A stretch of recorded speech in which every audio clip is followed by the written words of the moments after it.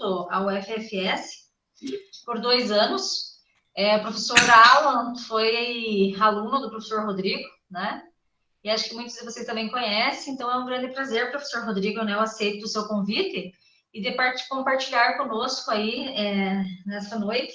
A gente sabe da agenda, né? O professor Rodrigo também tem bastante aulas, mas se dispôs a estar conosco e contribuir nesse debate. Posso, professor Cristiano, né, apresentar rapidamente o professor para a gente dar início? Você queria colocar mais alguma questão, né? Não, Marcelo, pode apresentar, né? Eu só queria agradecer agora formalmente aqui a participação e a presença do Rodrigo, né? Infelizmente não conseguimos trabalhar juntos lá no UFFS, que quando ele entrou eu saí, mas ele deixou marcas assim, né? Teve vários alunos que a gente conversa hoje e lembram dele, né? Então, sua passagem ficou nos anais da UFFS, com certeza, né? E esperamos que um dia retorne para lá também. E assim, quando precisar de alguma coisa de minha parte, da professora Marciane aí, sinta-se à vontade para pedir também. Sabemos que nesse momento de aulas remotas, o trabalho triplicado, né, que nós temos que fazer, e achar um tempinho na agenda não é fácil, a gente sabe disso, né? Mas, muito obrigado mesmo, fique à vontade, nós temos aqui alunos do PIBID das Ciências Humanas e Sociais, das Ciências da Natureza, e tem alguns alunos do meu componente curricular de História da Fronteira Sul, né, porque hoje nós teríamos aula também no mesmo horário, então aí eu convidei eles para vir, então eles vão entrando aos poucos, né. No mais é isso, muito obrigado, Rodrigo. Marciano, fique à vontade. Ótimo, professor Cristiano. Então, rapidamente, apresentando o professor Rodrigo, e a gente fica muito à vontade, porque nós somos colegas para além do trabalho e de outras parcerias junto à Educação do Campo a longa data, né? Nessas empreitadas. Dizer também que o professor Rodrigo conhece muito do programa PIBID. Eu estava numa efervescência, para não dizer quase louca, fazendo doutorado, com praticamente 16 horas aulas, 40 horas na FFS, umas 8 portarias, um doutorado em Curitiba e coordenando o PIBID de diversidade enquanto coordenadora institucional, depois que o professor Cristiano foi afastado. E eu estava surtando já de tanto trabalho, o professor Rodrigo, na época, nos ajudou muito. Então, ele foi um parceiro junto ao PIBID. Para dizer para vocês, então, que o professor Rodrigo conhece bastante do nosso programa, tá? Então, o professor Rodrigo possui graduação em História pela Universidade Estadual do Centro-Oeste, Unicentro. Ele tem especialização em docência do ensino superior pela Universidade do Norte do Paraná, Unopar, 2015. Mestrado em História pela Universidade Estadual do Centro-Oeste, também pela Unicentro, em 2015.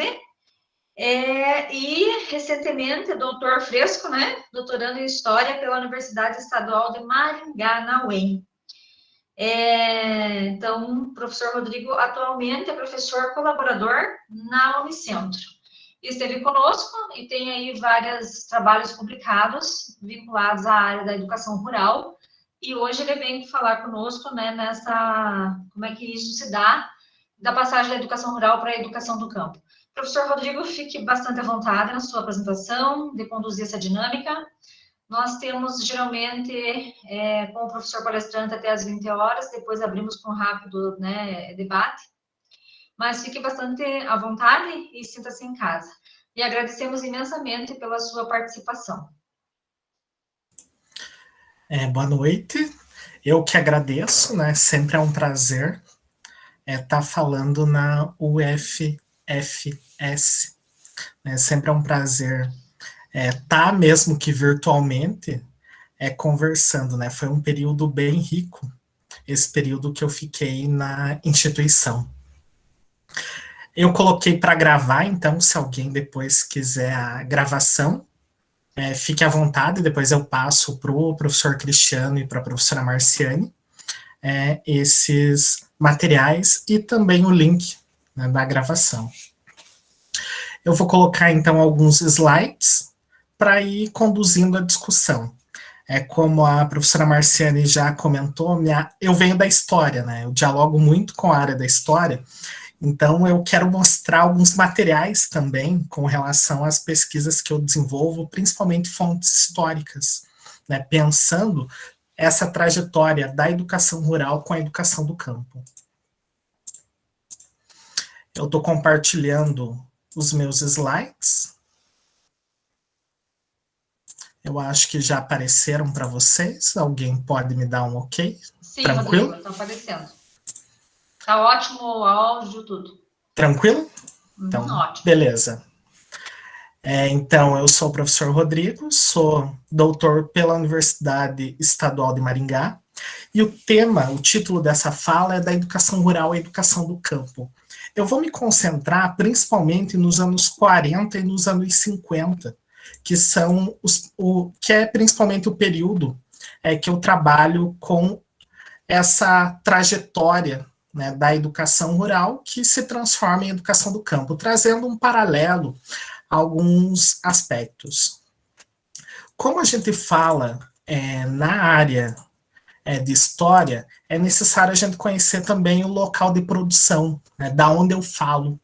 Né? A professora Marciane já trouxe alguns elementos, mas eu gostaria de frisar mais alguns, porque a partir da minha fala vocês vão conseguir demarcar, né, por que eu me insiro dentro desse processo. Eu sou formado em História pela Unicentro, eu entrei na graduação em 2009 e fiquei até 2012 na Unicentro, e em 2011, e antes disso, 2009, 2010, a gente tinha um programa do governo do estado chamado Universidade Sem Fronteiras. E eu participei de um projeto chamado Formação Continuada para com os assentamentos da região do Rio Bonito do Iguaçu. E aí que eu me insiro com a educação do campo e discutindo principalmente essa trajetória, pensando a historicidade dessa educação do campo. Eu trabalhei no administrativo da educação do campo, da licenciatura, da Unicentro como estagiário, isso em 2012. E desde então eu trabalhei na graduação com projetos de IC. Isso também acabou contribuindo na minha formação junto com a professora Ângela Hidalgo. E parte desse trabalho é o que eu apresento para vocês. Né? Eu já trabalhei, então, na Universidade Federal da Fronteira Sul, já trabalhei também na rede estadual, do Colégio Ferreira Neves, no Goiuxim, e também conheci, né, esses aspectos e a gente já andou um pouco em vários espaços. Né? Atualmente eu ainda faço parte do Laboratório de Educação do Campo e do grupo de pesquisa em Campo, Movimentos Sociais e Educação do Campo, e trabalho com esses temas, né? A trajetória e dialogando principalmente com a área de migração.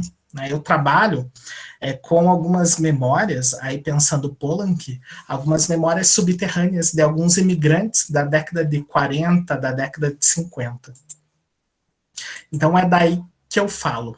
E hoje eu trago alguns aspectos desse texto que está publicado pela revista STED-BR Online. Ele já é um texto antigo, é um texto de 2015, chamado Educação Rural no período de 46 a 60, em Guarapuava, no Paraná. Por que eu falo de Guarapuava? Né? O jornal Folha do Oeste, que é uma das grandes fontes que eu utilizo, eu já vou mostrar ele aqui para vocês, que está no Centro de Documentação e Memória de Guarapuava, ele é a minha fonte, tanto para pensar a educação rural, como para pensar a área de imigração e esse diálogo entre imigração e educação. Né? Como esses imigrantes da década de 40, 50, 60, né, e principalmente esses imigrantes do pós-guerra, trabalhavam com a educação. Né? Como era o tipo de educação para essa população. Aí eu trago também, a título de curiosidade, os títulos tanto da minha dissertação como da minha tese. A minha dissertação ela chama Discursos sobre Imigração no jornal Folha do Oeste, onde fica a minha fonte bem explícita. E a minha tese é Em Busca de um Lar, Práticas Culturais e Representações da Família Egert, na região do Guarapuava, que é um grupo de imigrantes que veio um pouquinho antes dos suábios do Danúbio. Eles vieram em 1949 para a região do Guaís-Artiga, divisa de hoje, né, pensando hoje, divisa do Guaís-Artiga, divisa de Inácio Martins com Guarapuava, na região do Guaís-Artiga, onde era a linha férrea de Guarapuava até os anos 50.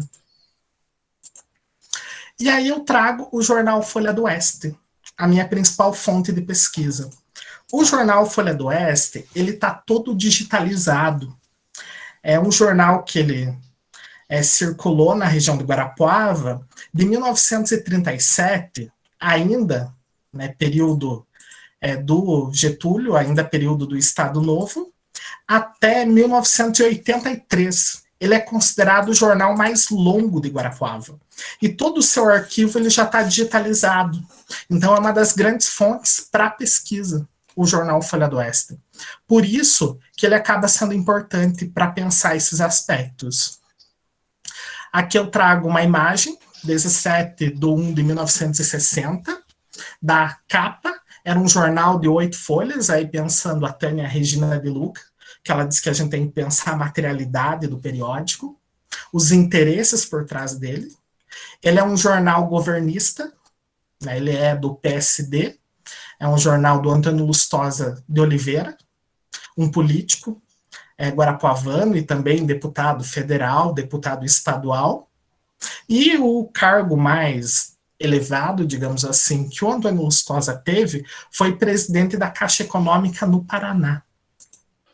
E ele é uma fonte para eu pensar tanto a educação rural como a área de imigração e a junção entre esses dois aspectos. Por que eu falo tanto de Guarapuava? E aí eu trago um mapa que ele está na minha tese. Né? Tem um mapa parecido na minha dissertação, mas esse que eu mostro para vocês é da minha tese. Reparem, Guarapuava, nessa linha vermelha, os limites de Guarapuava na década de 40. Reparem que a gente tem Campo Mourão. Boa parte do oeste paranaense é Guarapuava. Então, quando eu falo em educação rural, em Guarapuava, eu estou falando de toda essa região. E ela é uma região extremamente conflituosa, tanto com questão de terras, né, como questões simbólicas, questões sociais. Até 1943, Laranjeiras é Guarapuava. Em 50, já é essa linha aqui, ó. Inácio Martins emancipa de Guarapuava, apesar de ficar sob a tutela dela, em 1960. E esse aqui é o espaço de Guarapuava. A extensão de Guarapuava ainda hoje é extremamente grande. E aqui eu trago a localização de Guaís-Artiga, né, onde eu penso esses meus imigrantes também. Esse é um mapa desenvolvido a partir da geografia, com dados do IPARDS, do Instituto de Cartografia e Geografia do Paraná. Para falar de educação rural, os suportes que eu utilizo hoje são basicamente esses dois textos, né, 2 livros. O primeiro, ele é um clássico para a gente discutir escola rural e educação rural, do Sérgio Celani Leite, Escola Rural, Urbanização e Políticas Educacionais. E o segundo, lembram daquele projeto do Universidade Sem Fronteiras? O projeto do Universidade Sem Fronteiras, ele deu origem a esse livro, Terra e Educação, Contexto e Experiências em Educação do Campo. E eu tenho um capítulo chamado Reflexões sobre a Educação Rural, onde tanto eu utilizo o artigo como alguns desses elementos.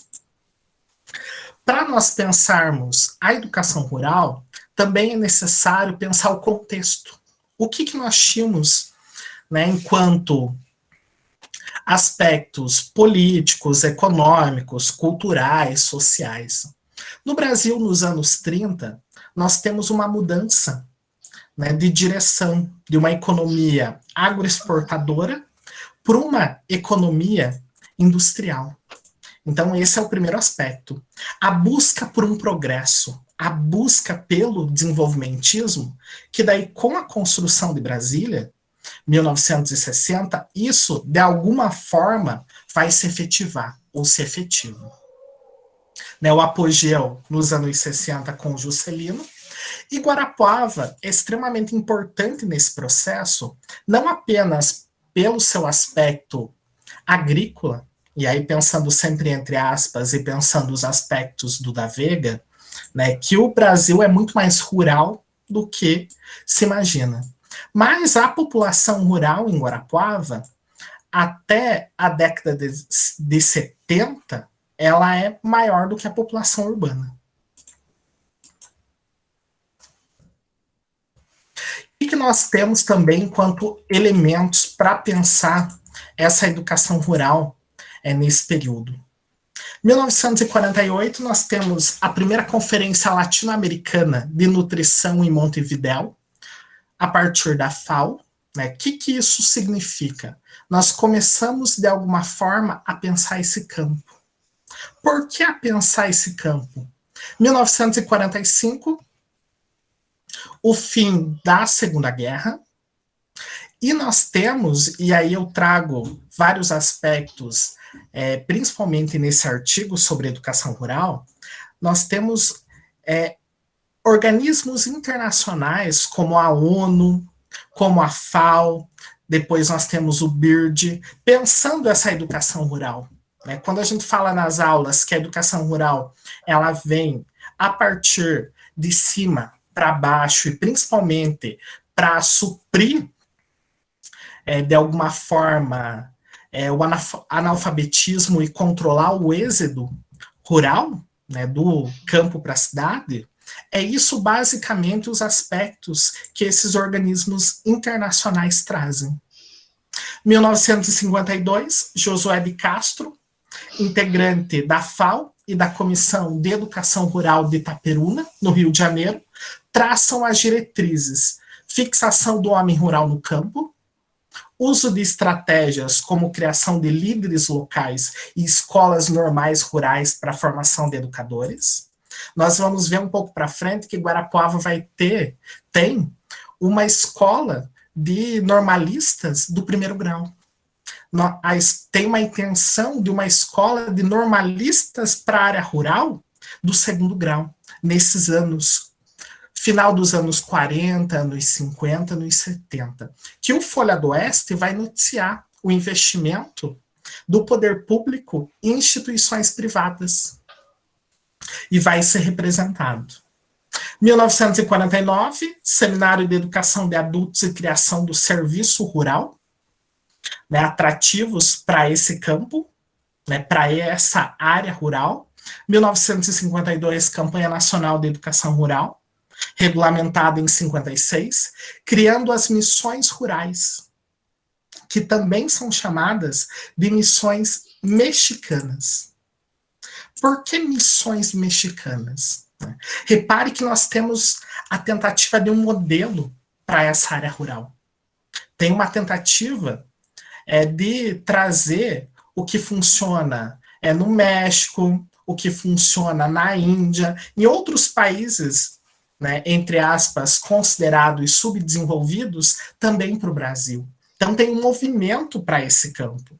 Né? Quando nós pensamos na área de história, nós também temos que pensar enquanto aspectos articulados, né? Nível macro e também, né, o nível micro, né? Pensando, né, os organismos internacionais e os organismos locais. Também nesse período nós temos um programa chamado Desenvolvimento da Comunidade, que a AMAN vai trazer para nós num texto, pensando as semanas ruralistas, treinamentos para professores rurais, denominados de extensão rural, ou assistência técnica educativa, né? E esses programas, mesmo que tinham o objetivo de fixar essa população no campo, não resolveram isso. Né? Os programas não lograram êxito e não diminuíram as migrações. Então, esse é o aspecto que nós temos, né, principalmente nos anos 40, 50 e 60, no nível federal. E nós também temos o nível estadual. Os anos 40, 50 e 60 tem como um dos grandes atributos a busca pelo progresso. É um progresso principalmente econômico. Mas nós temos que pensar progresso para quem? Eu gosto de um aspecto, principalmente do Edgar Morin, numa obra chamada Ciência com Ciência, que ele diz que o progresso econômico não necessariamente é o progresso ambiental. É a ideia de evolução que a gente condena muito na área de história. No Paraná, a partir dos anos 30, nós temos também a tentativa de superar a imagem de fragilidade econômica. E tem um discurso, principalmente a partir do IPARDS, de modernidade. Dos anos de 1947 a 1982, né, o Paraná moderno. Eu concentro principalmente nas gestões do Moisés Lupion, que tem como um dos objetivos interligar as regiões do Estado com a construção de escolas, como aparece nas mensagens dos governadores para a Assembleia Legislativa do Estado. Essas mensagens, aqui eu trago a mensagem de 1956, elas estão disponíveis no arquivo público do Estado do Paraná, estão todas online na internet, pensando esse Paraná, e elas eram relatórios enviados anualmente. Tem até os anos 80, início dos 90, essas mensagens. Elas são mensagens com mais de 300 páginas, e tem um item específico falando sobre a educação. Como que era a educação no período e como era a educação, essa representação, claro que a gente tem que tomar cuidado, que é o discurso oficial e como toda fonte histórica precisa ser problematizada, mas em consonância, elas trazem essa ideia de progresso. Essa ideia progressista para o Paraná. Precisamos criar escolas. Precisamos criar formação de professores.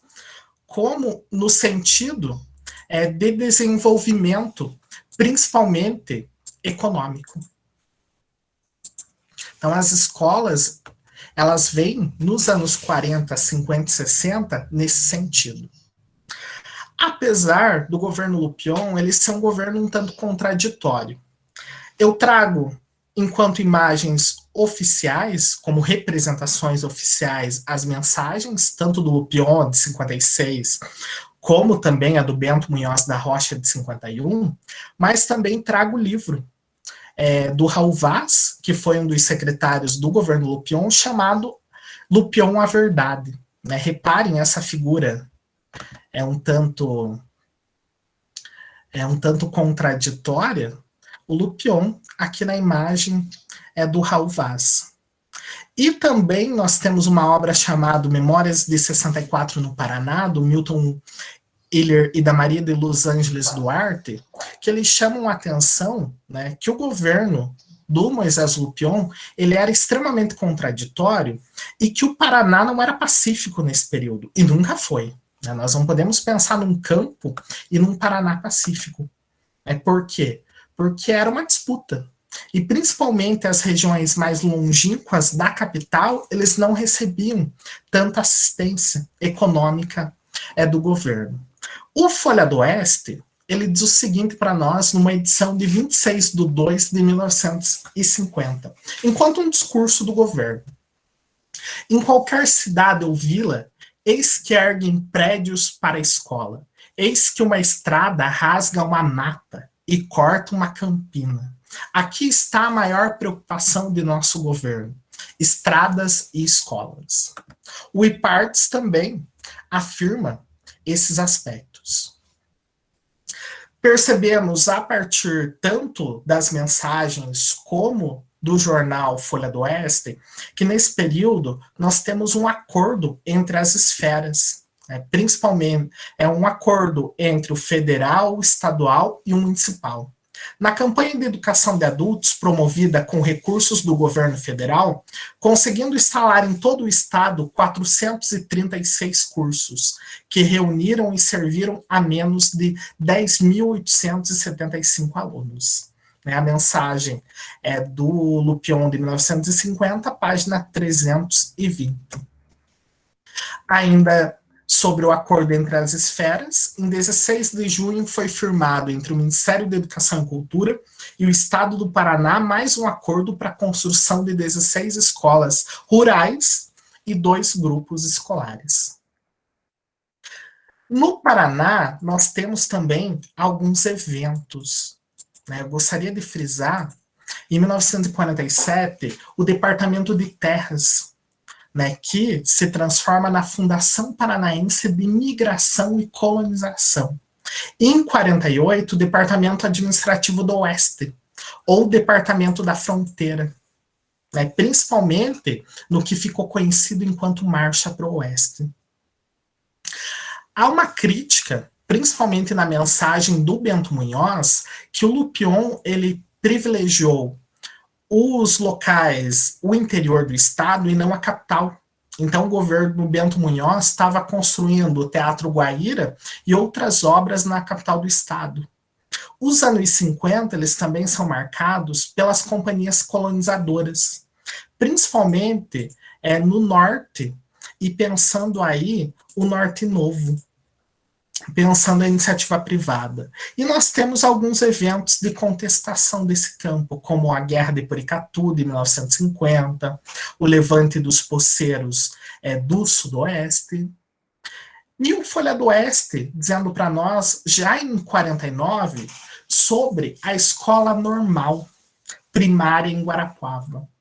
O governo do estado assinou decreto a 14 do corrente ano, concedendo ao Colégio Nossa Senhora do Belém, dessa cidade, a importância, né, de um valor como auxílio à escola normal regional mantida por aquele colégio. E o jornal Folha do Oeste também traz a escola normal secundária, que aqui não aparece aonde funcionava essa escola, mas também, né, no Colégio Nossa Senhora do Belém, que é um colégio religioso, que funciona até os dias atuais. A escola normal secundária é um valiosíssimo presente que ganha o povo de Guarapuava, como reconhecimento ao seu valor e atendendo às suas necessidades, pois vem preencher uma grande lacuna, que é a de facilitar o ensino de professores no interior, oferecendo oportunidade àqueles que não podem sair daqui e que assim veem a possibilidade de um justo sonho de moços, né, ou de moças ser professoras. No entanto, essas escolas, elas formam professores, mas são professores para uma elite, que não querem ir para as áreas rurais dos municípios da região. Então, ainda, o Paraná tem uma deficiência de professoras, né, nessas regiões do estado.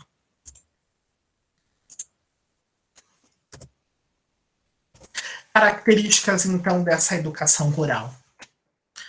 Pensar que ela é antiga, mas que ela está junto com esse discurso de modernização do campo, principalmente nos anos 20, 30, 40, 50, de alguma forma uma imitação da educação urbana, né, seria essa escola urbano-rural, não reduziu o analfabetismo, que era o seu principal aspecto, combateu o analfabetismo para elevar os índices internacionais, principalmente a partir dos órgãos, como a FAO, como a ONU, e combater a migração.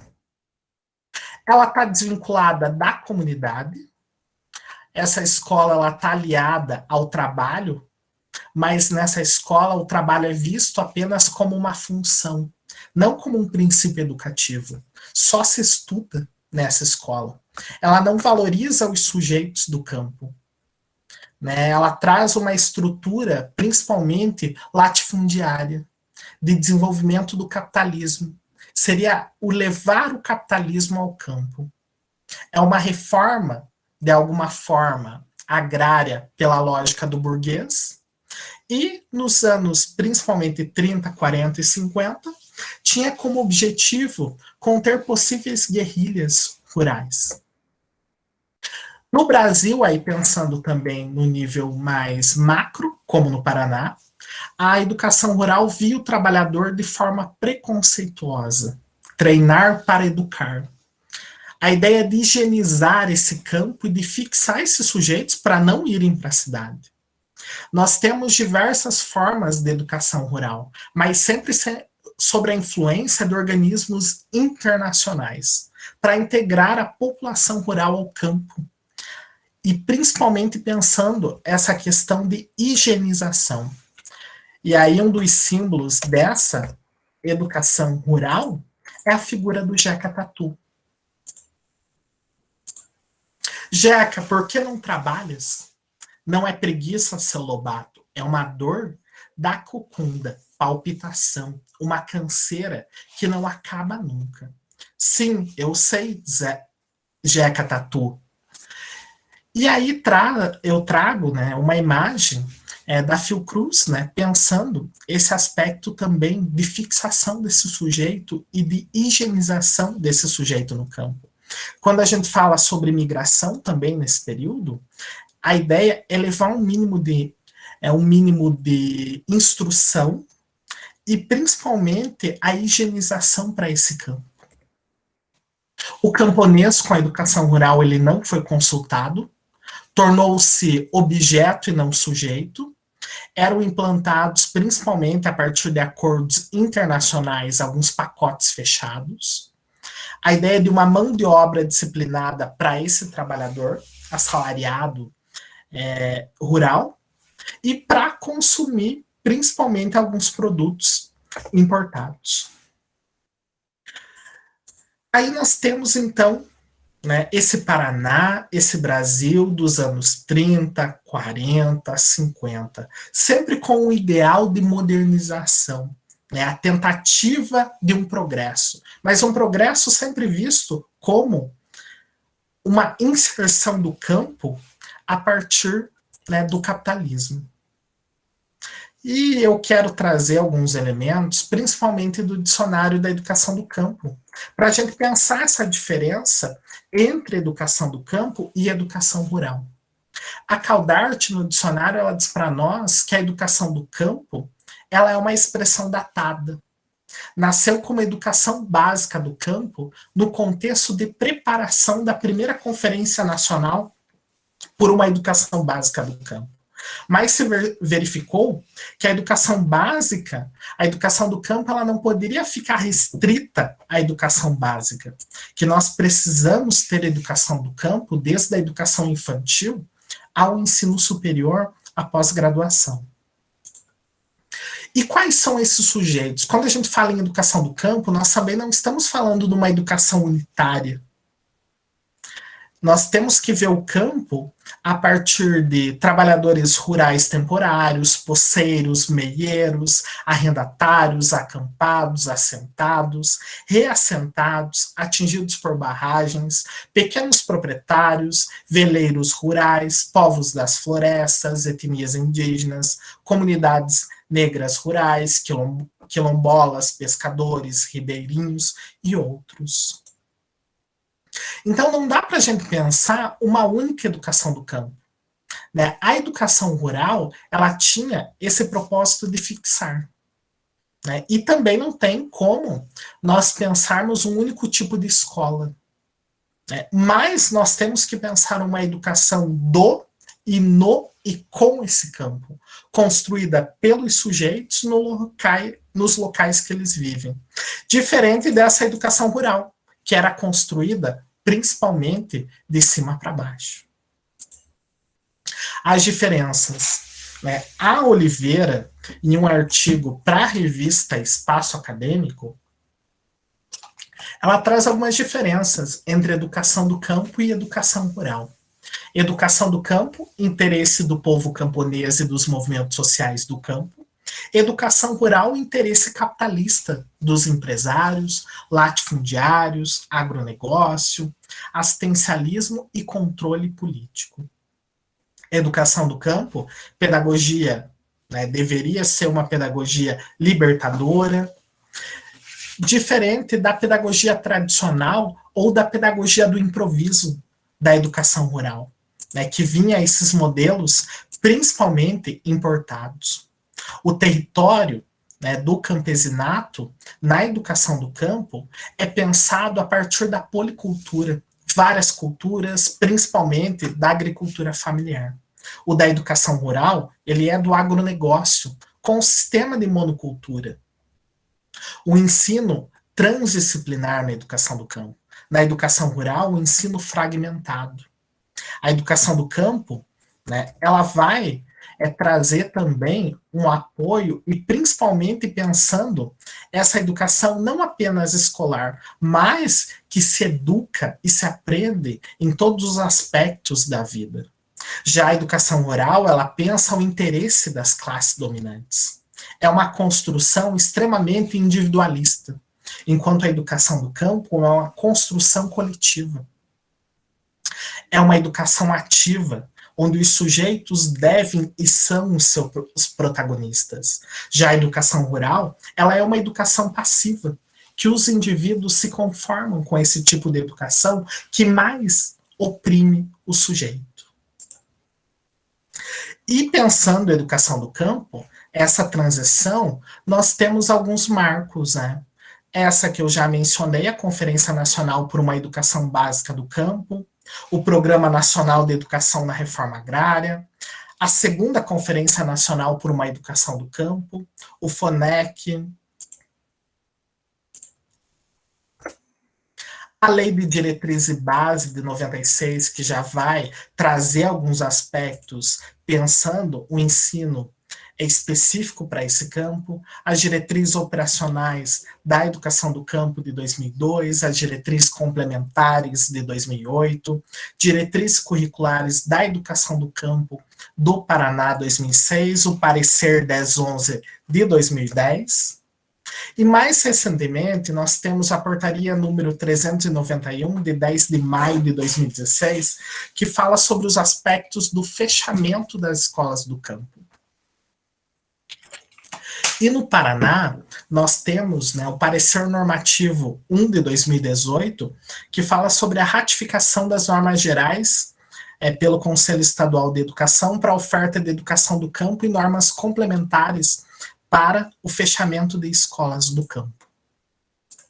E aí eu trago, né, esses documentos, alguns trechos desses documentos, para pensar essa educação do campo. Pensar, né, essa educação diferenciada e protagonizada por esses sujeitos do campo, que é extremamente diferente dessa educação rural. No artigo 23 da Lei de Diretrizes e Bases da Educação Nacional, a LDB, de 96, diz o seguinte: a educação básica poderá organizar-se em séries anuais, períodos semestrais, ciclos, alternância regular de períodos de estudos, grupos não seriados com base na idade, na competência, em outros critérios ou por forma diversa de organização, sempre que o interesse do processo de aprendizagem assim o recomendar. Então aí nós já temos alguns indícios de uma educação específica para a área do campo e com uma organização específica. O artigo 28 também vai falar um pouco sobre esses aspectos. Nós temos as diretrizes operacionais para a educação básica nas escolas do campo, que é a responsabilidade dos órgãos normativos garantir, né, regulamentar essas estratégias e principalmente pensar também um calendário escolar específico para essas escolas do campo. As diretrizes complementares, que vai destacar também quem são esses sujeitos, vai falar um pouco sobre a questão da educação infantil, né, que precisa também ter educação infantil no campo, para o desenvolvimento, principalmente, dessas crianças no campo. Tem essa obra da Ana Paula Soares da Silva e da Jaqueline Pazucci e da Juliana Bezon da Silva, que vai também trazer alguns elementos para a gente pensar, né, o ensino infantil nesse campo, como também a gente deve pensar o ensino especial, nós devemos pensar o ensino superior, né, para o campo. A portaria 391 de 10 de maio de 2016, aí eu quero trazer, e estou trazendo alguns pontos que eu acho interessante dessa legislação para a gente pensar a educação do campo, né? O artigo 2 diz o seguinte: O processo de fechamento das escolas do campo, indígenas e quilombolas, será precedido de manifestação expressa do órgão normativo do respectivo sistema de ensino. E precisa ter uma manifestação dessa comunidade, que visa garantir a realidade dessas famílias e, principalmente, para fechar uma escola do campo, precisa de uma audiência pública. O parecer 1011 de 2010, eu acho que é bem importante também, porque ele traz um outro aspecto que não aparece nas demais legislações. Traz a ideia de pensar a educação do campo mantida tanto na esfera federal, estadual, municipal e também na esfera privada. Então, são esses os aspectos que eu queria chamar a atenção na legislação. E para encerrar, né, também para abrir para os comentários e para as discussões, eu quero trazer uma discussão pensando. Então, nós já pensamos essa mudança, né, de forma extremamente breve, né, para também não soar tão cansativa, esses aspectos da trajetória da educação rural para a educação do campo, mas eu também gostaria de pensar por que a gente utilizar um girassol nessa educação do campo. É um texto, né, de um livro chamado Para uma Educação do Campo, A Mística do Girassol, que ele explica um pouco por que o símbolo da educação do campo é esse girassol. O girassol é uma planta originária das Américas, que foi utilizada como alimento pelos indígenas americanos. No século XVI foi levada para a Europa e Ásia, onde era utilizada como planta ornamental. Deve ser destacado o uso do óleo comestível que se atrai da sua mente, por apresentar excelentes qualidades nutricionais, prevenção de doenças cardiovasculares e no tratamento de esclerose múltipla. Para a agricultura, o girassol apresenta uma série de características: desenvolvimento inicial rápido, eficiência na reciclagem, principalmente de nutrientes, e ação protetora dos solos contra a erosão. Por que o amarelo, então, do girassol? O amarelo é a cor do sol, que lança sobre nós a sua energia, que confere vida, é jovial, é estimulante, é alegre, é a cor da juventude, como proporciona estímulo mental. O amarelo é associado à obtenção da sabedoria. O girassol é o símbolo do sol, por isso é o símbolo da educação do campo, na sua força e beleza intocáveis. Esse sol é representado em muitas culturas como o astro-rei. Por que o girassol, então, na educação do campo? Por sua força e energia, na busca da sabedoria e da jovialidade da sua vida. O girassol amarelo inspira a educação do e também no campo, na sua esfera de construir um novo modelo de educação que garanta um constante olhar para a realidade e uma relação direta com a universidade do conhecimento. O girassol foi escolhido como símbolo da educação do campo porque remete à luz, à alegria, à razão e à emoção. Foram feitos e feitas para brilhar. Foram feitos e feitas para estar sobre a luz, para colocar as coisas sobre a luz do sol, para sermos como girassóis, nesse modelo novo de educação que todos e todas sonhamos. E para finalizar, eu quero apresentar algumas das minhas referências. Eu sei que eu trouxe alguns aspectos um tanto rápidos, né? Mas nesse momento, a partir dos questionamentos, eu gostaria de desenvolver, né, o que ficou de uma forma um tanto brusca. Eu fico aberto, então, para os comentários. Então, muito obrigada pela sua explanação, professor Rodrigo, né? Bastante objetiva, com clareza, aprofundamento, onde, logicamente, posteriormente, os alunos têm as fontes para estarem buscando, né? Mas eu acho que, principalmente, eu gostaria de destacar a partir da lâmina ali que o professor coloca, a partir de 31, dessas diferenças da educação rural e educação do campo, temos muitos elementos, né, que podemos aproveitar para discutir um projeto de escola do campo que queremos. E para os nossos acadêmicos bolsistas do PIBID, está estabelecendo a relação na área específica tanto da história quanto da física, com os elementos presentes nos princípios da educação do campo e da legislação que o professor apresentou. Então, passo para os colegas, questionamentos, ponderações, né? Ou também está dialogando aí com o professor Rodrigo. Quem gostaria?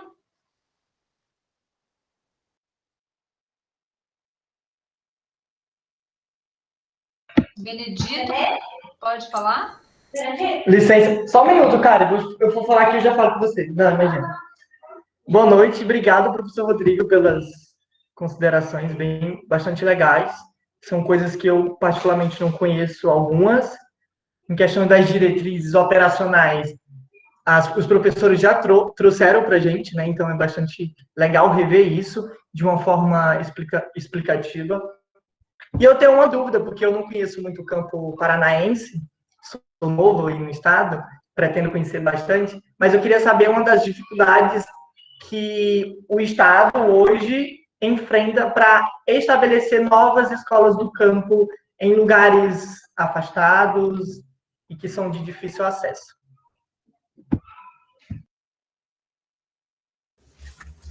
Obrigada, Benedito. Não sei se o professor Rodrigo já quer respondeu, que a gente faz mais algumas questões, professor.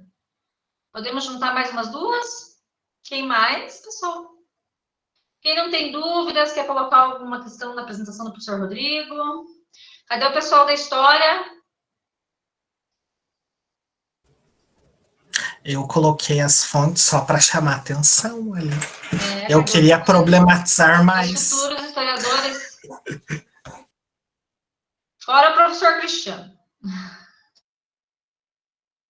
Pode falar, professor Cristiano, mas depois eu quero ver se tem um grupo aí também se manifestando, que está faltando tempo já, né, na história. Eu também estou esperando eles se manifestarem, né? Eu sou suspeito em perguntar, em falar, porque é óbvio que eu vou focar um pouquinho ali na história. Além da história, nas fontes da Guarapuava, região, Unicentro, foi uma palestra bem específica aí na tua área, né, professor Cristiano? Sim. Obrigado, Rodrigo, pela tua fala. Realmente, eu conheço ali o arquivo, né? Toda a documentação, boa parte da documentação que eu usei na minha tese foi do arquivo que está ali na Unicentro.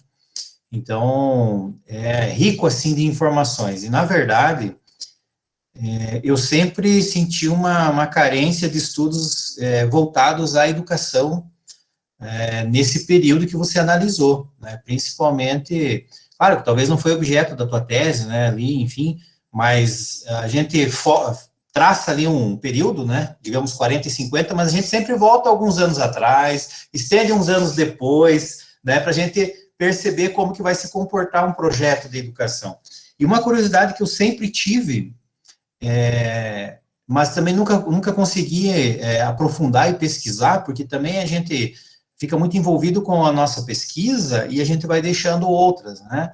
Talvez para a futura ainda eu consiga fazer alguma coisa nesse sentido, sobre a educação no período do território federal do Iguaçu, né? Por exemplo, assim, a gente sabe que era um território imenso, um território muito extenso, que ia até lá o Rio Uruguai, pegava ali todos esses municípios que nós temos hoje, né? Chapecó, Xanxerê, enfim, Foz do Iguaçu, e aí, mesmo lendo sobre o território federal do Iguaçu, eu sempre fiquei com essas perguntas, né? Que projeto que nós tínhamos para a educação da região? Nós sabemos que nesse período aí, um pouquinho depois, no Paraná, você já falou um pouquinho sobre o projeto do Moisés Lupion, nessas escolas do rural, né?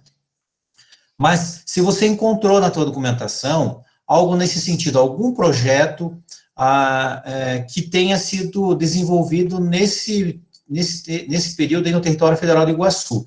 Por que eu estou perguntando isso, né? Porque aqui nós temos vários acadêmicos que vão ainda passar se não estão passando pelo estágio de TCC, vão passar, né? E aí vão ter que focar um pouco sua pesquisa e, de repente, vai ter que, né, voltar um pouquinho lá atrás, né, porque estão fazendo na área das ciências humanas e sociais, mas também, claro, da ciência da natureza também tem essa responsabilidade, né, mas podem se interessar, assim como você teve o teu interesse pela educação nesse período, e voltar um pouquinho para entender como que foi esse processo da educação com o Território Federal do Iguaçu, que projeto que nós tivemos, se teve algum projeto, né, se você conseguiu identificar quantas escolas tinham, né, são coisas assim que para nós, enquanto historiador, né, na medida que você vai falando, a gente vai quantificando na nossa cabeça, né, porque isso é natural para nós, né. Quando você vai falando, esses dias mesmo eu estava numa palestra aí do professor Lúcio, falando sobre os campos do Nirinhê, né, na medida que ele ia falando, eu ia já puxando um gancho aqui, um gancho lá, para poder amarrar e compreender o contexto para nós é importante. Então, a pergunta, depois de toda essa palestra, é se você, de fato, encontrou algum projeto aí no Território Federal do Iguaçu, né, se você conseguiu identificar algumas escolas que hoje ainda fazem parte, né, de Laranjeiras, ou de municípios próximos desse período. São informações importantes que nos ajudam, por exemplo, dar munição aí, a munição num sentido positivo, né, para os nossos alunos desenvolver TCCs e pesquisa para o futuro aí na região de abrangência da UFFS. No princípio é isso, mas eu posso perguntar mais aqui, né? Professor Rodrigo, acho que pode responder as questões, daí a gente abre novamente para mais uma e fechamos. Então, com relação à questão do estado das escolas, da criação de escolas do campo, né? Não sei se eu sou a melhor pessoa para responder sobre esses aspectos atuais, né? A Marciane também participa da Articulação Paranaense da Educação do Campo, acho que a Marciane participa. Participa, né, Marciane? Sim, hora mais, hora menos. Mais, menos, eu também estou nesse movimento. Um pouco mais, um pouco menos. Então, no Paraná, nós estamos com um processo mais de fechamento de escolas do campo, né? Do que, infelizmente, o projeto no nível estadual e também no nível federal, no nível municipal, é um processo de fechamento, né? Até por isso, nós temos aquela portaria, né, que ela diz, há um fechamento das escolas do campo, mas para fechar precisa da comunidade. Mas nós temos todo também um convencimento dessa comunidade. Nós temos também um processo no Paraná de nucleação dessas escolas, né, de junção mesmo de escolas. Infelizmente, isso ocorre no Paraná e sempre a gente tem notícia de escolas que fecham, não escolas que abrem. Mas, né, eu não sou não sou especialista nesse assunto de fechamento, né, das escolas. Nós temos alguns, eu participei recentemente de uma banca de TCC na pedagogia, né, que eles estavam tentando quantificar o fechamento dessas escolas na região. Né, e todo ano começa com fechamento de turmas e depois se fecha a escola inteira. Né, esse é o movimento. Né, não sei se eu consegui responder o teu questionamento nesse sentido, né?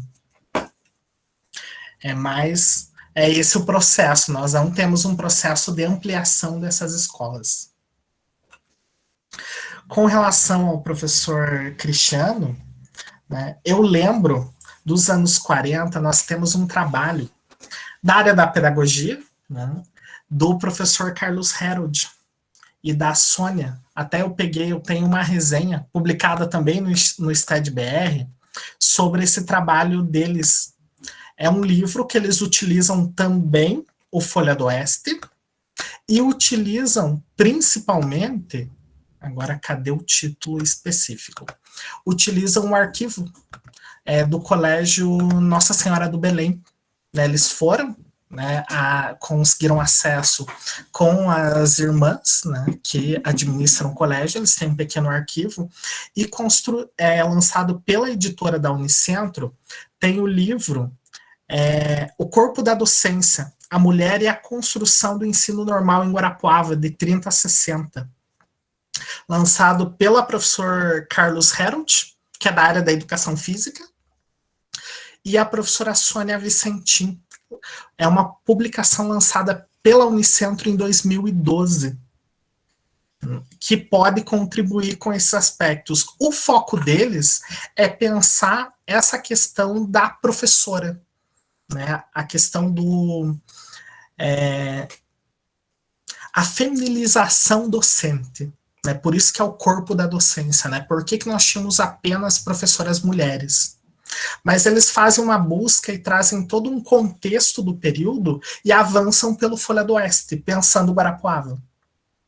Então é um trabalho bem importante. Ele é um trabalho que ele vem da área da pedagogia, da área da educação física, mas ele traz alguns elementos para a gente problematizar o Folha do Oeste. O que eu lembro agora com relação a esse período. Sobre o território do Iguaçu, eu lembro que na época, uns 2 anos depois, tem um TCC. Eu não consegui encontrar um nome específico dele. Eu lembro que é o William. Esse TCC está no Centro de Documentação e Memória. E ele traz como Folha do Oeste e a construção do território do Iguaçu pelo Folha do Oeste. Mas o que eu encontrei nas fontes? Não tem grandes menções ao território do Iguaçu. Até porque tinha aquela disputa da capital, né? Qual seria a capital desse território? E o Folha do Oeste, em 30, algumas edições, o Folha do Oeste ele funcionou de 37 a 83, mais ou menos, mas ele não tem algumas edições, por falta de material para impressão do papel, por falta de eletricidade.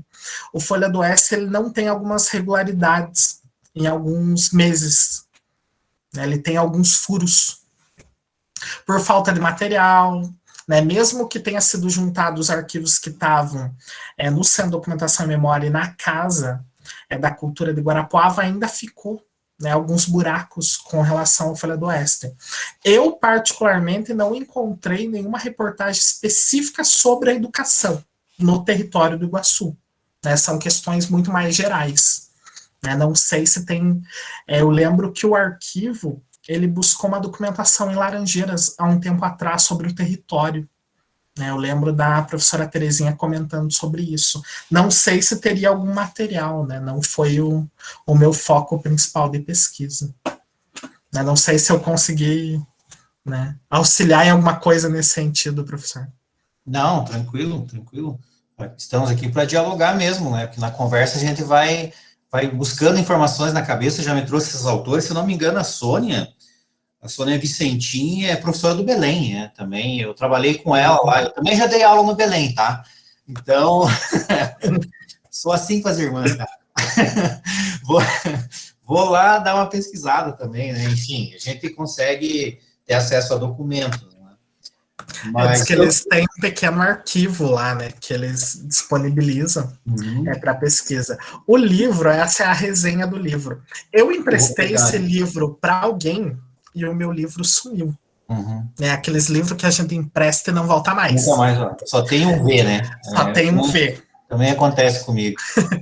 Mas, enfim, eu tenho mais questões, mas eu vou deixar a professora Marciane aí, porque eu estou tomando a coordenação dela, daqui a pouco ela me xinga aí, Vamos deixar os alunos perguntarem aí também, Eu estava tentando aqui, professor Rodrigo, anexar aquele resumo, que é praticamente o boletim de articulação da educação do campo, e que aí, para os acadêmicos, até lá acabei de postar no grupo do Whats, a partir da fala do Benedito, já está lá no grupo do nosso PIBID, e quero depois passar para o professor Cristiano, para repassar para os demais, bolsistas. Lá vai trazer um resumo do contexto dos trabalhos realizados no estado do Paraná, na educação do campo, e tem 2 laudas desse boletim, que a gente está chamando do Jornal da Articulação Paranaense por uma Educação do Campo, que traz 10 passos para não se fechar uma escola do campo. Entre eles, a mobilização da comunidade, a legislação. Então, está tudo resumido para vocês lá. Então, a questão do Benedito, me lembrei disso, e aí agora em seguida, já passo para o professor Cristiano.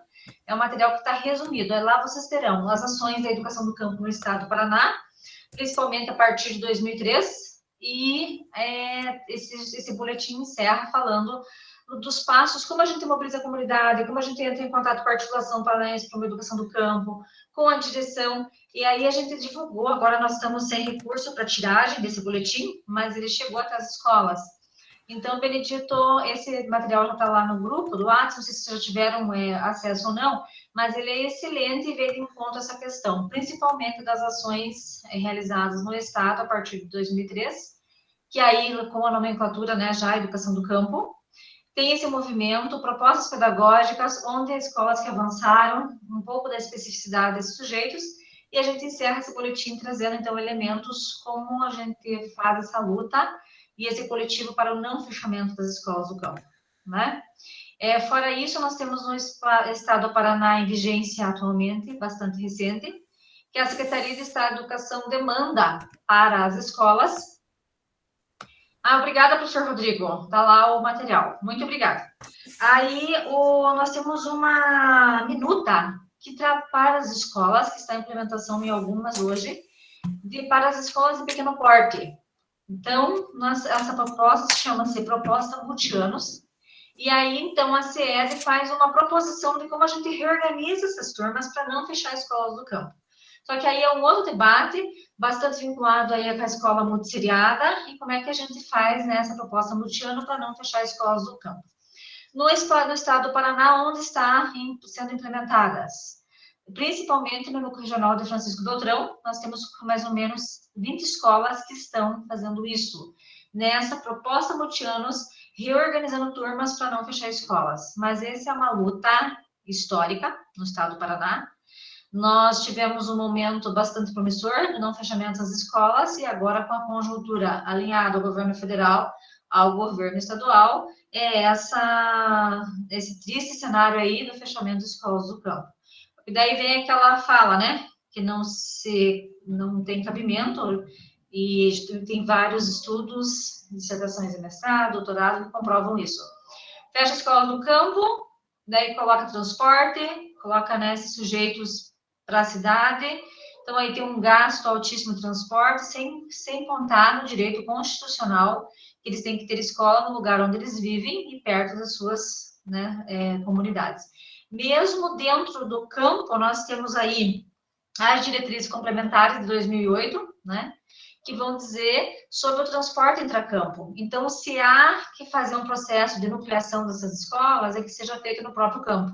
Mesmo assim, esses alunos rodam, andam. Se você pegar o assentamento ali em Rio Bonito do Iguaçu, por exemplo, mesmo assim, eles fazem um percurso, às vezes, de 40 minutos dentro do transporte escolar. Mas ainda é melhor a gente fazer uma nucleação intracampo de escolas, mesmo que temos que fechar escolas. Então, por exemplo, em Rio Bonito do Iguaçu temos 10 escolas. É necessário fechar algumas? Então, vamos lá, fecha 4, mantém 6 e faz uma nucleação no transporte intracampo. Isso vocês vão ter nas diretrizes complementares e no material que o professor Rodrigo postou aqui. Então, é uma discussão, é uma luta histórica dessa luta para o não fechamento das escolas do campo. Mas depois, naquele componente curricular sobre educação do campo e formação, agora que a gente até tem um outro nome lá sobre as matrizes da educação do campo, essa é uma disciplina que eu trabalho e que aí eu mostro toda essa trajetória da educação rural para a educação do campo, a legislação, e a gente fecha a disciplina trabalhando a legislação específica e esse processo de não fechamento das escolas do campo no estado do Paraná.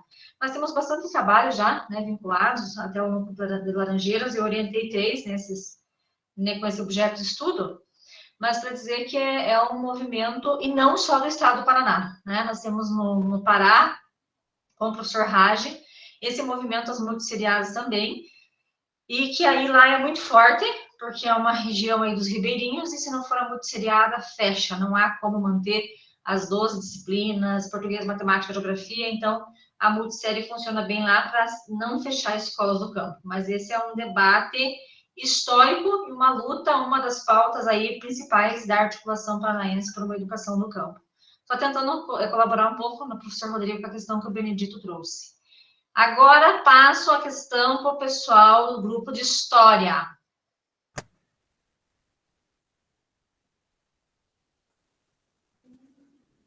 Fora, professor Cristiano. Pode falar, professor, deixa eu ver.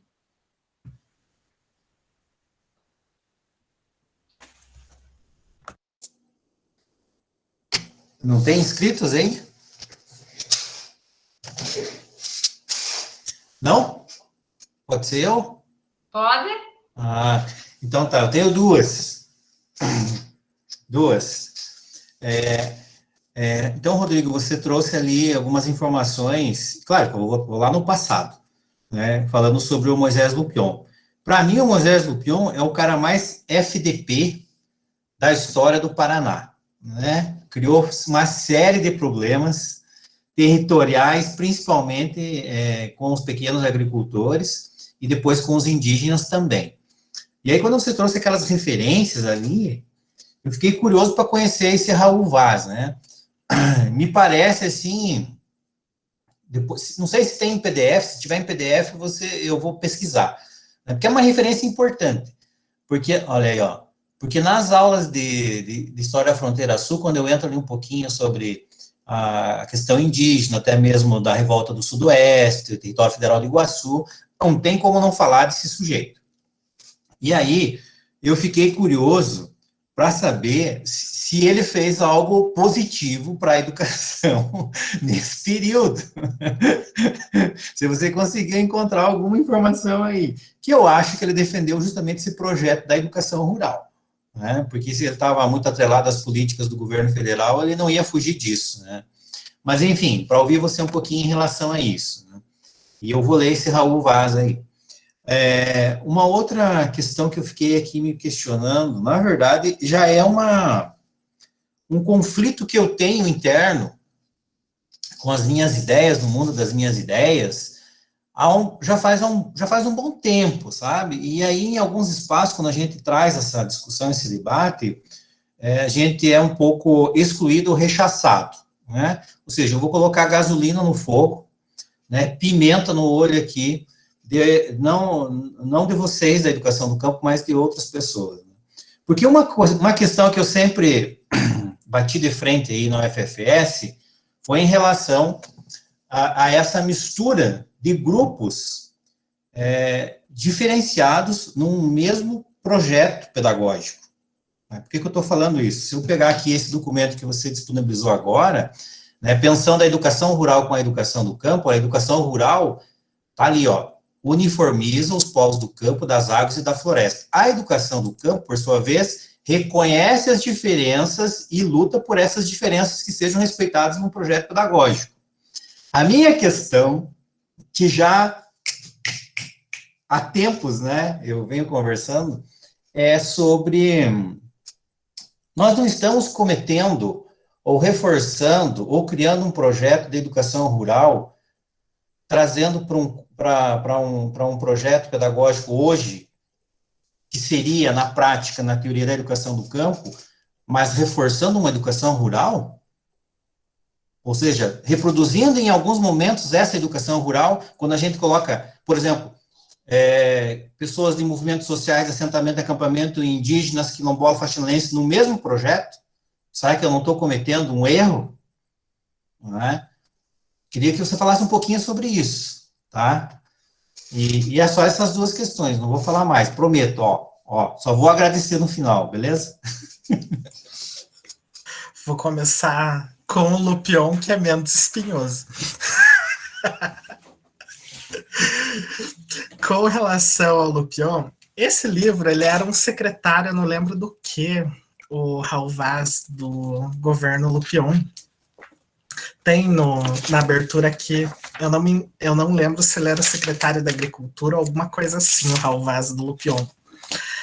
Esse livro é um endeusamento ao Lupion, não é um discurso de endeusamento.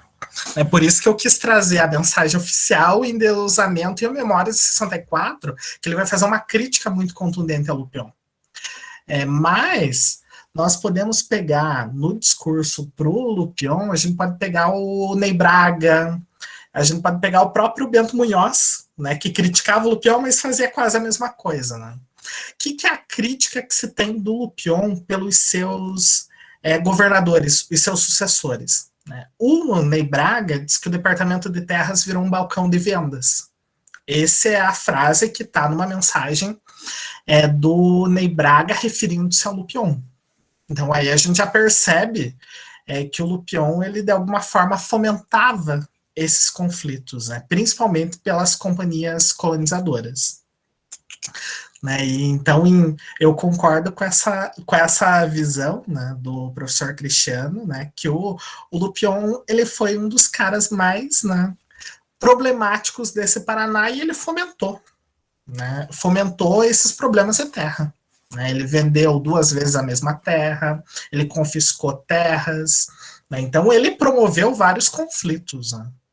A ideia de a verdade seria uma forma de alguma seria uma forma de que o Raul Vaz traz para limpar, entre aspas, a imagem do Lupion. Mas a crítica ao governo Lupion, principalmente pelos adversários políticos, é extremamente contundente. É um balcão de vendas, o Ney Braga, ele refere-se principalmente à questão, além do balcão de vendas, ele fala que o Lupion, ele formou professor de qualquer forma em qualquer lugar do Paraná. Né, que não tinha uma preocupação com a educação no Paraná. Ele criava escolas, mas apenas para inaugurar essas escolas. E além de fazer isso, esses professores não tinham formação porque não tinham cursos sólidos. Né? Essa é a crítica que o Ney Braga faz com relação ao Lupion. O Folha do Oeste não faz essa crítica porque o Antônio Lustosa ele era partidário do Lupion.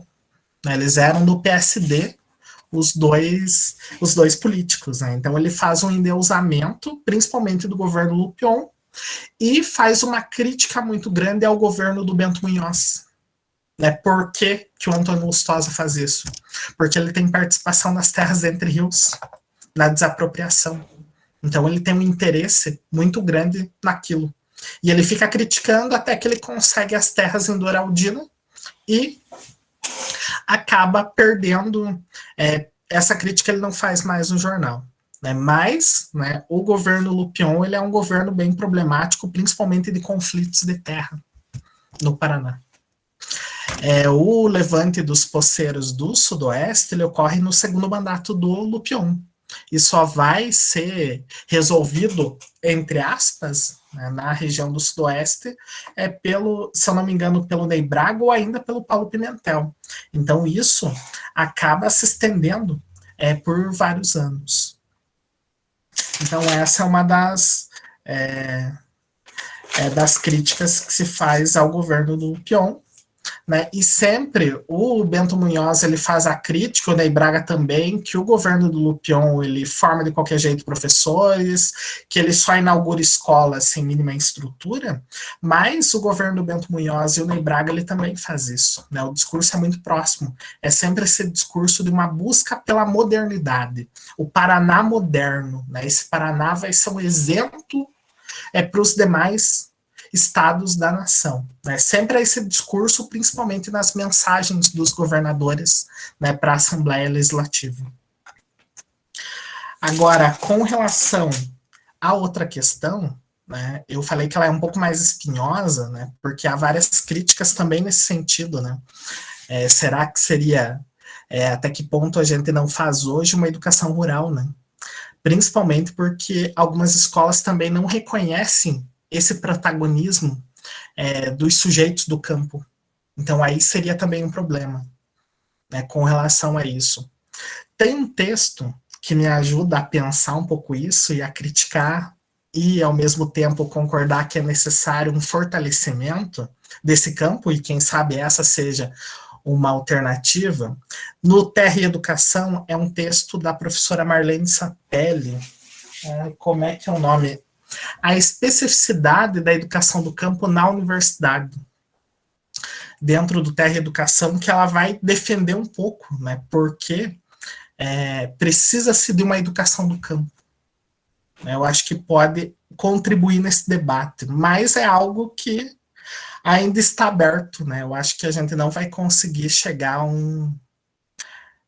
concordar com... vai conseguir chegar a um ponto em comum, mas é uma discussão. Né? Não sei se seria isso, professor Cristiano, mas é uma discussão bem espinhosa. Né? Tem os prós e tem os contras. Né? Como fortalecer o campo, né, e como pensar essa especificidade. Né? É um dos desafios.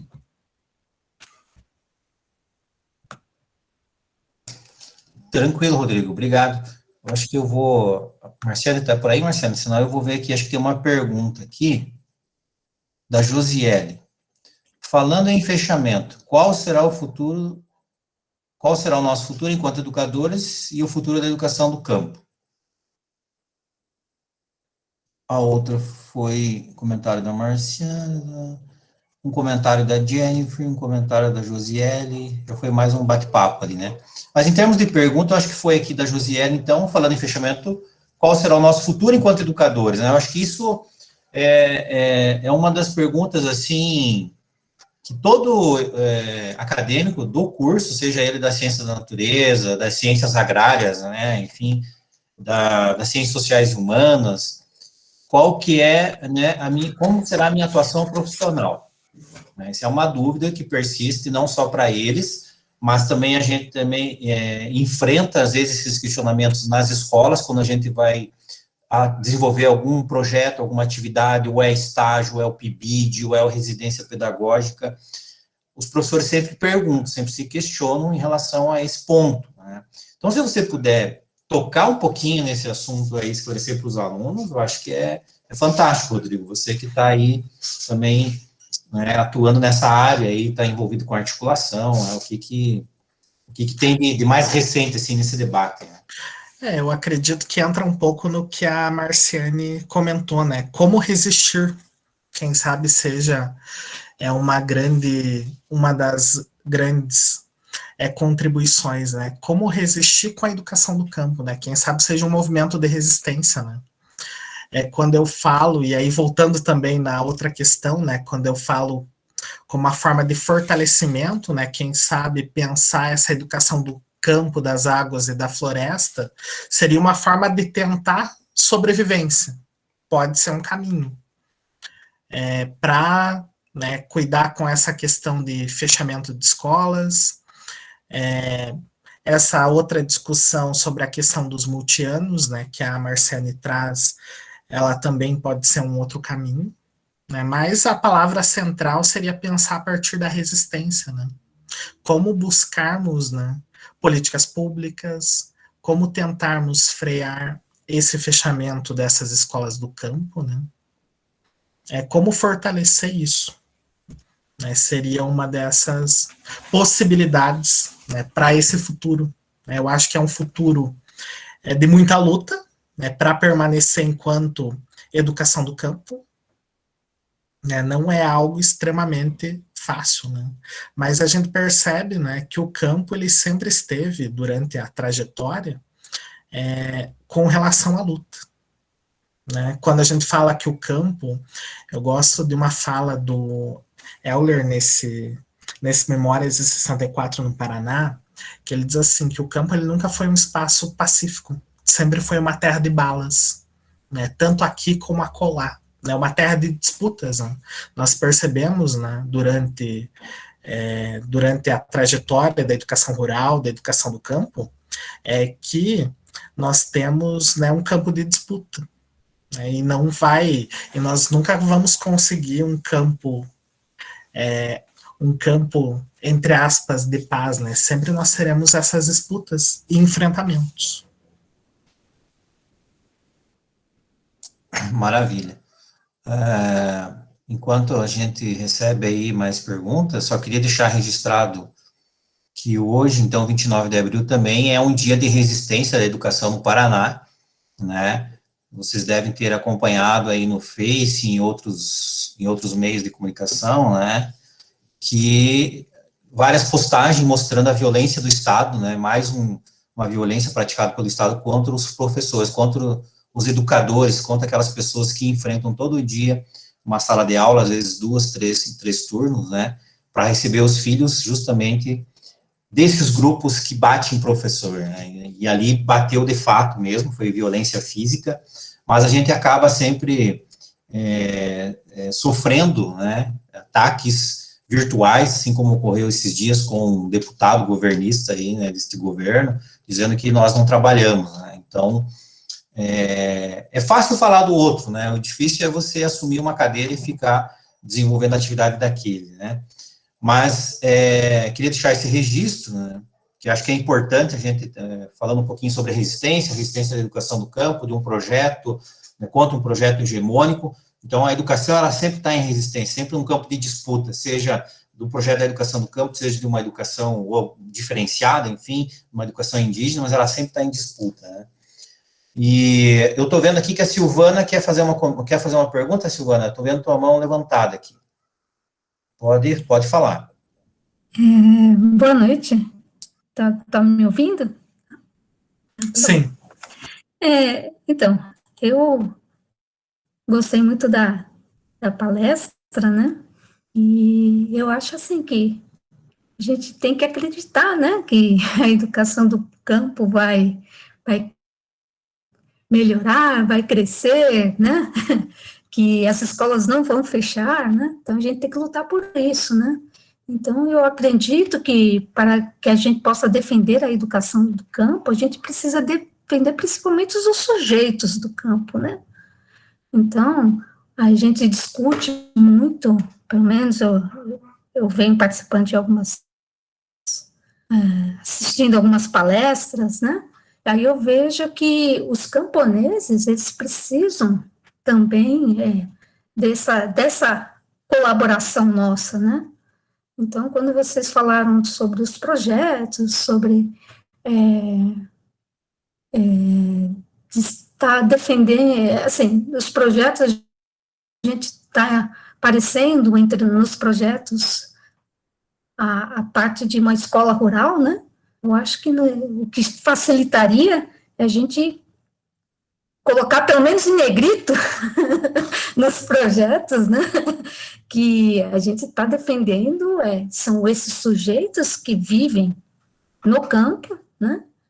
E que a gente está tentando fazer com que esses sujeitos, né, com o apoio nosso, como educadores, né, consigam enfrentar todas essas dificuldades que a gente sabe que eles passam, né? Então, assim, não é nenhuma pergunta, mas eu tenho esperança que a educação do campo não seja esquecida, né? Então, o que a gente tem mesmo que lutar, né? Eu sou completamente urbana, eu estou aqui na universidade, no estado, há menos de 2 anos, né? Então, quando eu descobri o que era a educação do campo e vim para cá, eu vim pensando nos sujeitos, né? E o que é que eu poderia fazer, né? Então, eu acho que a gente tem que, as pessoas se preocupam muito com o que vai acontecer quando eu me formar, né? Mas eu penso que a gente tem que, o que eu posso fazer até eu me formar, né? Como educadora, né? O que eu posso fazer nesse período para que quando eu me formar, né, eu me tornar uma professora dentro da área de educação do campo, eu possa ter uma atuação mais efetiva, né? Era só isso que eu queria comentar, né? Não é nenhuma pergunta específica. Tá ok, obrigado, Silvana. O Benedito está inscrito na sequência, podem falar, Benedito. Eu novamente aqui, gente. Então, professor Rodrigo, eu acho assim que eu não sei se é algo coletivo, mas o que me intriga em pensar em questão de fechamentos de escola, dessa desvalorização do sujeito do campo, é justamente pensar assim, poxa, é algo que nos beneficia tanto, ajuda tanto o sujeito do campo, e por que tem que existir esses fechamentos? Vamos supor que existam os fechamentos sem realizar nuclearização, né? Porque é o juntamento das escolas. Então, o que intriga é justamente isso. Como que algo que beneficia a tantos sujeitos do campo pode estar em praticamente, vamos falar aqui um nomezinho, perigo, né? E eu queria saber, enquanto Rodrigo, educador, se você acha que essa luta de resistência para articular novas escolas, manter as novas escolas que já estão aí na luta, é apenas uma luta de educadores? Ou você acha que os sujeitos do campo fazem parte fortemente, ou precisa de uma maior participação desse sujeito? Porque gostei do comentário aqui da Jennifer, ela falou que se preocupa em relação à educação do campo, é que com tantas lutas para manter de pé a educação do campo, o que deixa triste ela é a maioria dos alunos não quererem viver essa educação, né? Então, eu passei por um processo praticamente assim, não que eu não quis, mas eu tive que ir para a cidade, e foi onde eu caí na real e pensei, poxa, a educação do campo é algo que vai me beneficiar, algo que vai me ajudar, não desvalorizando a educação da escola da cidade, claro, mas algo que eu sabia que era meu, que era para mim e para os meus. Então, eu queria saber se você, enquanto Rodrigo mesmo aí, enquanto educador, acredita que essa luta é só dos educadores. Obrigado. Então, Benedito, a gente tem que pensar, principalmente, na questão, quando você fala em benefícios, mas a gente pensar também em interesses. Né? Interessa para quem a educação do campo, né? Eu acho que a palavra-chave, né? Quem tem interesse e quem não tem interesse em essa educação do campo. Será que tem interesse de ter uma escola no campo? Principalmente pensando a partir de governo, nós temos esses interesses, né? Aí eu pego já a fala do professor Cristiano, né, que ele diz que a educação é um campo de disputas, né? Quem interessa, né, que tem um campo crítico, né? Então, pensando também, principalmente nesses interesses, né? Agora, o teu segundo questionamento, quando você fala sobre a articulação das novas escolas, né, e pede para que eu tenha um posicionamento com relação a isso, né? Quando a gente fala em educação do campo, né, aí eu gosto muito da fala da Caldart, é que nós estamos pensando uma educação em todos os níveis e em todas as modalidades. Então, quando nós falamos em educação do campo, nós estamos falando não apenas numa educação escolar do campo, né, mas uma educação, né, nas suas várias dimensões. Né? Então, nesse sentido, nós temos, e não temos uma educação do campo, e aí quem sabe seja também um problema ou a solução, mas nós não temos também uma educação, mesmo que a gente não utilize a nomenclatura do campo, das águas e das florestas, nós pensamos apenas uma educação, né, aí bem entre aspas, do campo, nós temos vários sujeitos nesse campo. Nós temos faxinalenses, nós temos assentados, acampados, né? Então nós temos vários sujeitos. Então depende, alguns são mais organizados, né, o modelo da educação do campo, então a articulação ela vem tentando reunir tanto as universidades como as organizações, né, associações quilombolas, né, o MAB, né, os atingidos por barragem. Então, os movimentos sociais de uma forma geral, né, isso mesmo. Então, também, né, eu acredito que quando a gente fala em uma educação do campo, nós temos que pensar, né, esses vários sujeitos e onde ela está, né, quando a professora Marcene fala que a gente tem algumas escolas mais organizadas nesse sentido contra o fechamento, né, também tem uma comunidade que está toda apoiada, né, a universidade também está nesse movimento, né, se a gente pensar na região do Sudoeste, nós temos um projeto extremamente importante, que auxilia nessas, para que não ocorra o fechamento dessas escolas, né. Então também tem toda uma articulação, então depende da onde se está também. Não sei se eu consegui ter responder ou trazer mais elementos para ajudar a pensar, né? Eu acho que não se tem uma resposta com relação a isso, né? Se está articulado, não está, eu acho que depende aonde, de que forma, né? Como. E depende também, principalmente, dos interesses, né? Principalmente governamentais, enquanto políticas públicas, onde está isso, né? E as disputas, né? Como a gente já comentou, principalmente as resistências, né? Sim, professor, sim, acho que conseguiu responder, não é, realmente, como você falou, não tem uma resposta exata, né, mas é algo que abre para mais dúvidas, mais questionamentos. Fico muito grato, viu? Obrigado. E a minha ideia hoje é trazer algumas provocações, né, quando eu trago tantos documentos da legislação da educação do campo, alguns, né, pensado alguns e trabalhando também a trajetória, a minha ideia também é trazer provocações, né? Não trazer questões dadas, até porque a gente não consegue. Né?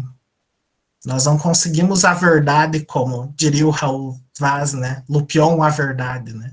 Essa verdade não existe. Principalmente quando a gente pensa no campo da história. Né? Essa verdade não existe, né? Nós buscamos, né, algumas aproximações. Isso mesmo. Mais próximo da verdade, mas não é a verdade, bem a verdade. Gente, mais alguma questão, alguma pergunta para o Rodrigo? Deixa eu ver aqui no bate-papo. Acho que não temos mais. Então, eu tenho mais umas 3 ou 4, Rodrigo, mas eu vou deixar para um outro encontro presencial para a gente tomar vinho e fazer essas perguntas, tá? Senão o pessoal aqui vão me jogar para os cachorros. Tá?